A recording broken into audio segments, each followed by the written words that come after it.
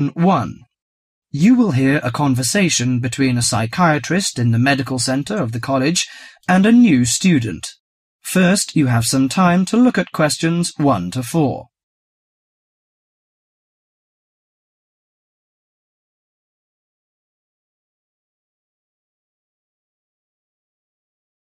Now listen carefully to the conversation and answer questions 1 to 4. Hello, sit down, please. Thank you. Now, you are a new patient, aren't you? Yes, that's right. Okay, so I'd better get some basic details down first. Right, we'll start with your name. Martin Hansen. Do you spell that S-O-N or S-E-N? Hansen. Okay, and you're a first-year student? Yes, I am. Study in? Electronics, actually. I hope you enjoy it. Thanks. And your address? 2805 Hesperian Avenue, Hayward. 2805 and Hesperian. Yes, that's Hesperian. Hayward, Hayward. And your phone number? 734-246-55. 734-264-55. No, you got the 6 and the 4 the wrong way round. It's 246-55. Huh? Sorry, right. And, when were you born? The 15th of June, 1986. Here in New Zealand? No, I was born in Sydney.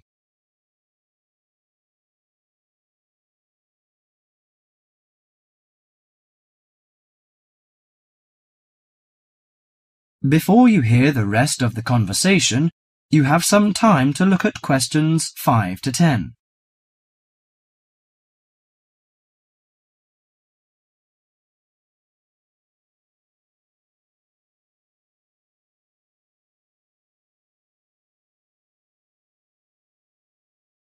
Now listen to the conversation and answer questions 5 to 10. Good. So, what's your problem? Well, frankly, I wonder whether it is a problem. I get the blues, and it lasts for quite a while. I don't know how to... Yes, we all feel sad or get the blues now and again. Generally, our sadness lessens in time, and with the support of friends. However, if the depression leads to difficulty in thinking and greatly disrupts your daily routine, it can be evidence of a psychiatric problem. What do you feel exactly? I always feel sad and worthless. I find it hard to fall asleep and wake up early in the morning. How long has it lasted? Nearly half a month. Do you feel fatigue or loss of energy? Or you may have lost interest or pleasure in usual activities? Yes, sometimes. At first I thought I could overcome it by myself, but I failed, and I'm so glad that you came here. It seems that you are suffering mild depression from your symptoms. Depression? Yes, I feel depressed sometimes. But why would I... Depression may occur as a result of biochemical changes in the body. Alcohol, amphetamines, cocaine, and LSD can bring on depression. Those who have a family history of depression usually have a greater risk of depression. Sometimes the worrying changes in life can lead to depression. I see. I had a really bad breakup of a love relationship. It makes me feel hopeless. Do you think I need some treatment? Yes. Antidepressant medications are often used to treat depression, if it is serious. But I don't suggest them at first because of the side effects. I suggest psychotherapy, which can give you support and help you regain control. So do I need to come here every day? No, I will arrange counselling sessions for you, which will last 12 to 20 weeks. You come here once or twice each week. The psychotherapy is directed at helping you gain insight and understanding about events in your life, which may have contributed to your depression. With growing insight, you can often learn more effective ways of coping with your feelings and changing your behaviour. Well, what can I do to take care of myself? Well, at first you should do some physical exercises on a regular basis, at least 3 times a week. How is your food? Do you eat well? Yes, I think so. I eat at my homestay family. Good. Find a hobby or a positive recreational activity to participate in once or twice a week. I know it's difficult for you, though. When you feel it's hard to overcome the depression, come to the counselling session. Remember, ask for help if the load is too heavy to handle. Yes, I'll try. So, when will my counselling session begin? I'm going to arrange that for you. That is the end of section 1.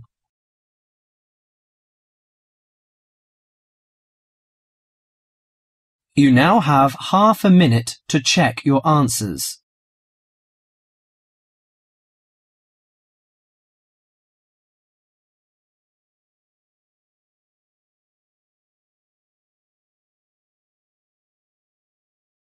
Section 2. In this section, you'll hear an introduction about ancient architectures. First, you have some time to look at questions 11 to 20.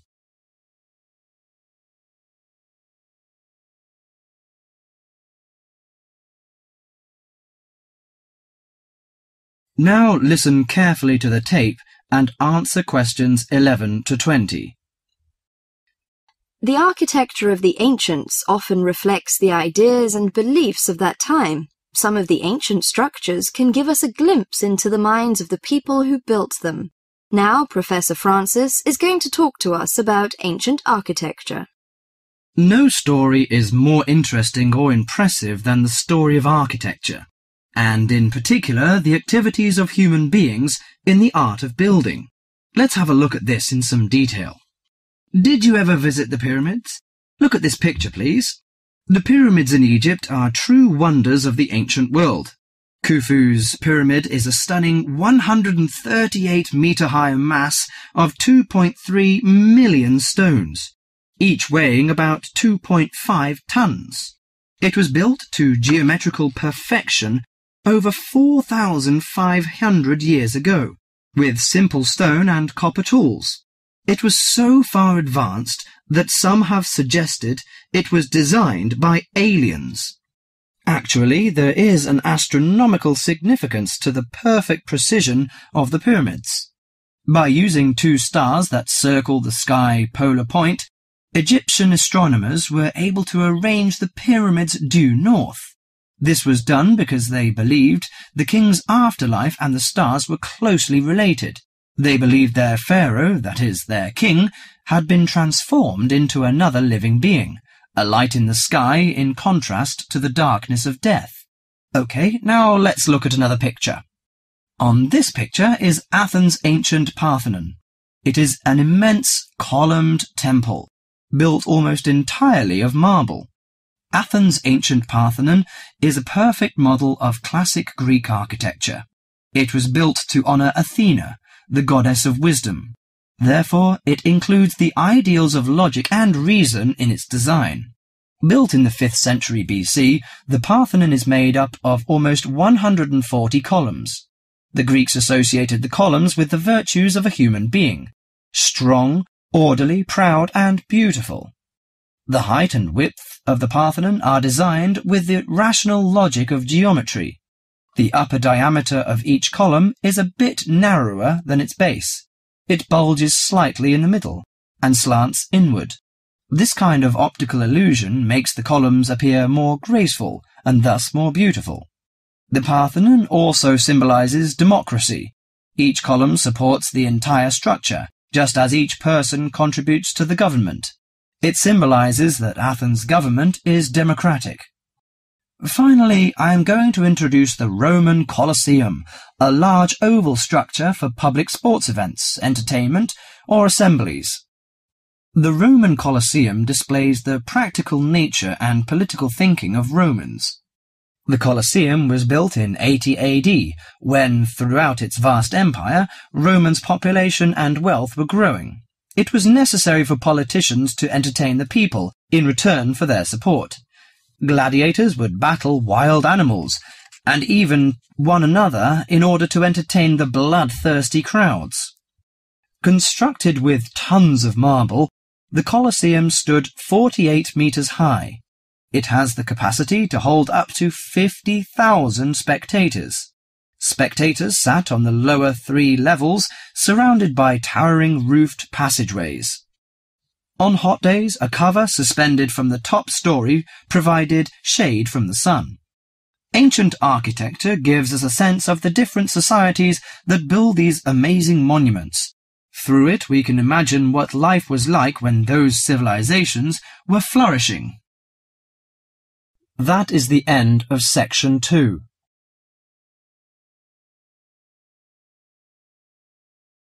You now have half a minute to check your answers.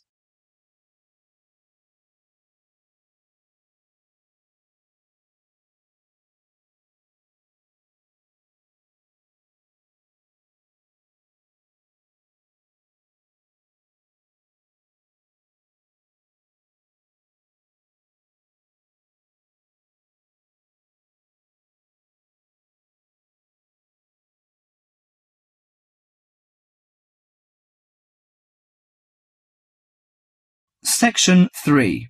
In this section, you'll hear an interview on IQ tests. First, you have some time to look at questions 21 to 30.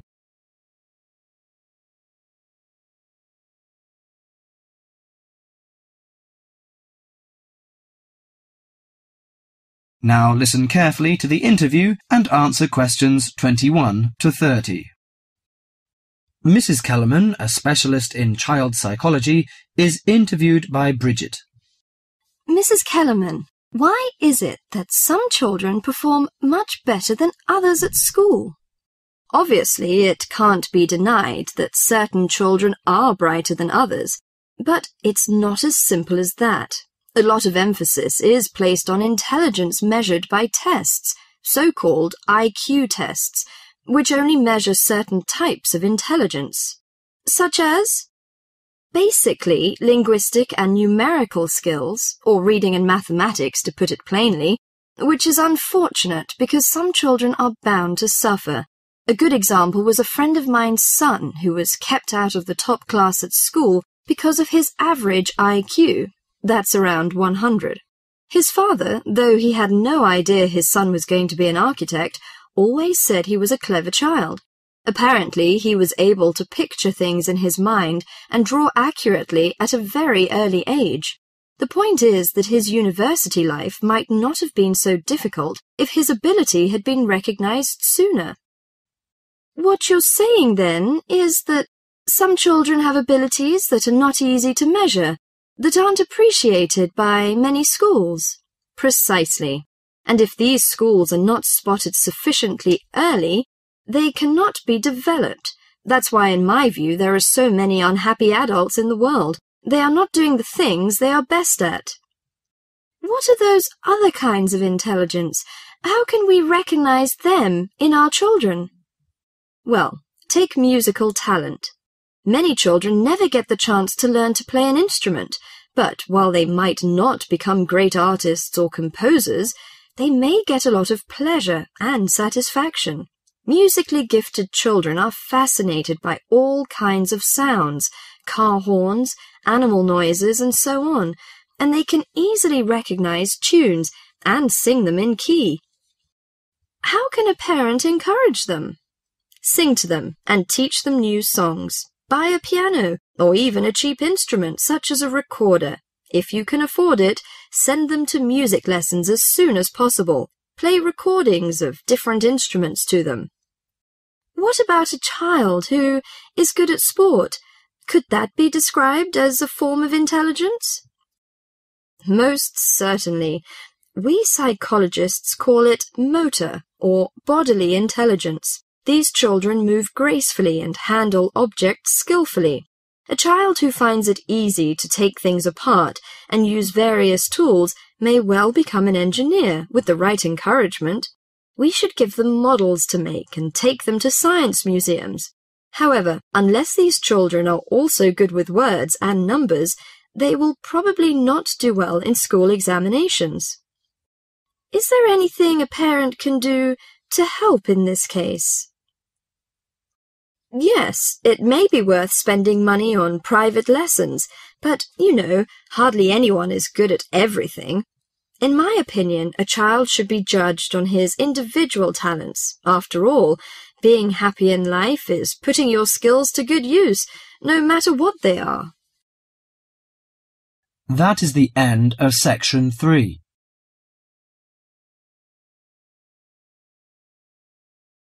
You now have half a minute to check your answers.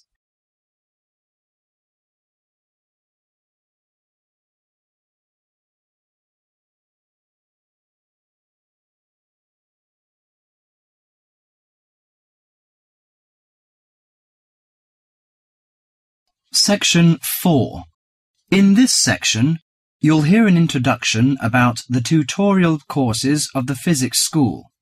First, you have some time to read questions 31 to 42.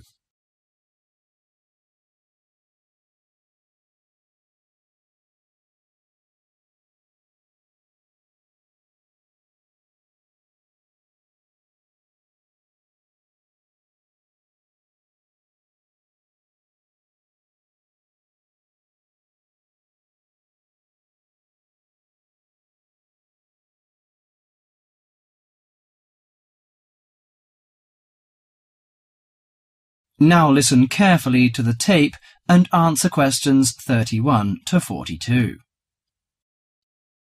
Welcome to Orientation Week. This is the physics school session, and we'll welcome Professor Smith, the head of the school, to introduce you to the tutorial system. Welcome, Professor Smith. Thank you. You may have noticed life at university is totally different from that of school. For you, tutorials are an important part of the teaching program. Tutors are the primary contact between undergraduate students and the school. A tutor is the student's personal tutor as well as their academic tutor. Tutorials for physics undergraduates consist of 6 students who meet each week with their tutor for at least 50 minutes. For radiographer students, tutorials will normally consist of a group of about 10 students who will meet fortnightly with their tutor for a period of at least 50 minutes. In the first semester, the tutorials are during weeks 1 to 11. For semester 2, they are during weeks 14 to 24. Everybody involved is expected to be present and on time, and the tutor will also be available in week 12 and 25 to discuss problems that arise during revision, but attendance by students is optional. Now I'm going to introduce to you the stages and activities of the tutorials. The induction period is from week 1 to 3. I know that a significant minority of you experience culture shock during your first few months at university, and the important function of this stage is to identify students who are having difficulty integrating into the academic program. In particular, tutors should check your attendance of lectures, tutorials, laboratory sessions, and this sort of things. Tutors also help you tackle work in a systematic and effective manner. Stage 2 begins from the 4th week. Some tutorials of this period are to be devoted to discussion or going over the students' lecture notes, but approximately 50% of tutorial time is to be devoted to coursework. You should finish the weekly homework assignments of 2 hours duration with at least 50% involving written work.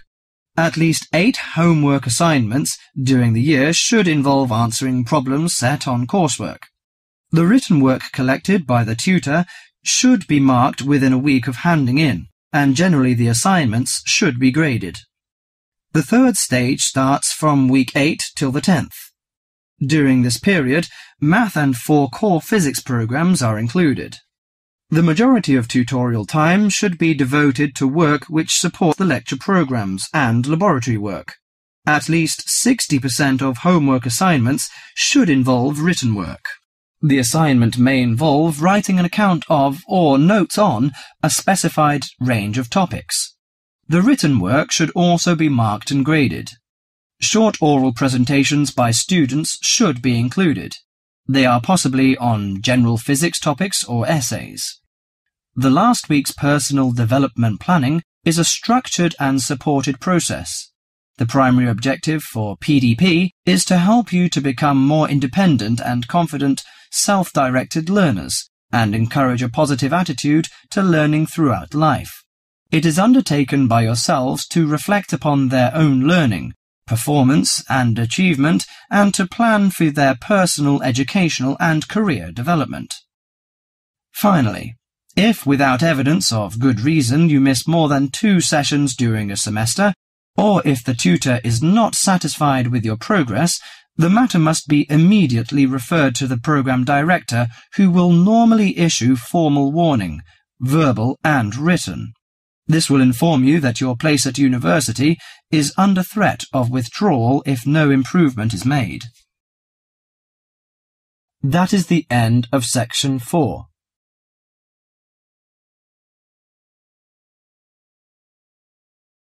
You now have half a minute to check your answers.